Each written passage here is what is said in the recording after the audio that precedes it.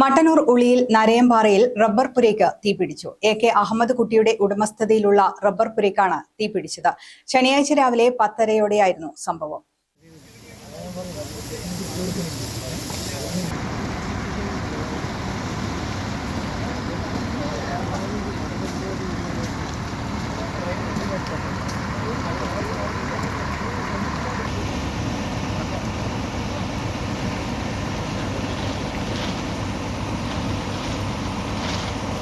മഴക്കാലമായതിനാൽ ചകിരിയും വിറകും വച്ച് പുകയ്ക്കുന്നതിനിടയിൽ തീ പടരുകയായിരുന്നു. ഉടൻ തന്നെ മട്ടന്നൂർ ഫയർ സ്റ്റേഷനിൽ അറിയിക്കുകയും 2 യൂണിറ്റ് അഗ്നിശമന വിഭാഗം തീ അണയ്ക്കുകയുമായിരുന്നു.